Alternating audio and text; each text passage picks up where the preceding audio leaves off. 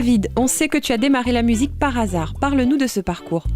Ah oui, je la démarre complètement par hasard la musique, on va dire ça comme ça, parce qu'à la base, j'étais plutôt sportif et pas du tout ni chanteur ni musicien.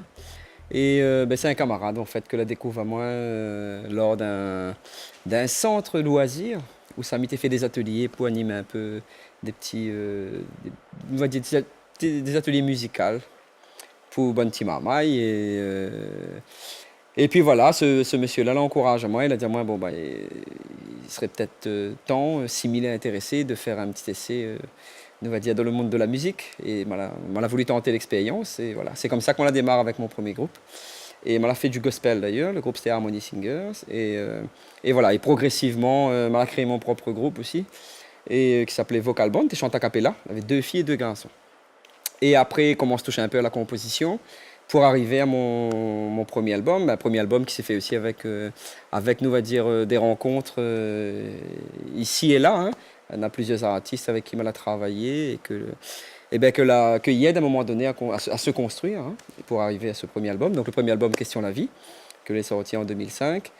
Et voilà, donc de fil en aiguille, m'y continue mon recherche et m'y arrive sur l'album Farine Maloya en 2011. Tu as choisi le maloya comme base musicale. Pourquoi ? Alors, à un moment donné, on va dire, je pense que pour tout le monde, est à peu près pareil, hein, ou essaye d'explorer un petit peu à droite et à gauche un petit peu, que ça correspond à vous, en fonction de votre personnalité, de votre vécu, de votre histoire, du cercle familial, etc. Et je pense que, pour moi en tout cas, le maloya a toujours été là. C'est moins quelque part, peut-être tu ne vois pas trop. Il fallait attendre le bon moment pour que m'y percute. Et voilà, donc aujourd'hui, je la violi et c'est vraiment, m'y sens lié au plus profond de ce que m'il est et au plus profond de ma musique. Tu as été lauréat des Voix de l'Océan Indien. C'est une reconnaissance ?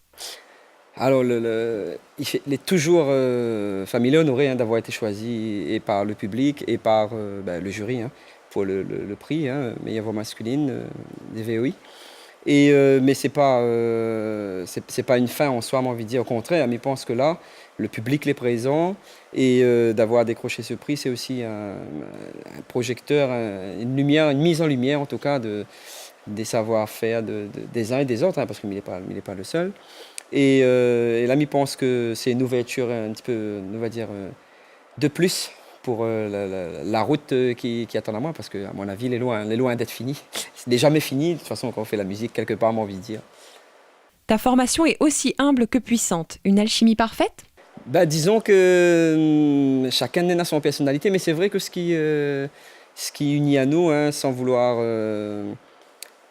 faire le prétentieux, mais je pense que c'est ce côté un peu simple et en même temps posé de chacun des membres de mon groupe, en fait. Effectivement, nous avons un point commun à ce niveau-là et il transparaît aussi dans notre musique, même quand nous les sur la scène. Merci beaucoup à David Saman et son groupe d'avoir accepté notre invitation. On leur souhaite encore de belles scènes. Jetons à présent un coup d'œil aux sorties qu'il y aura à faire en cette fin d'année. Agenda.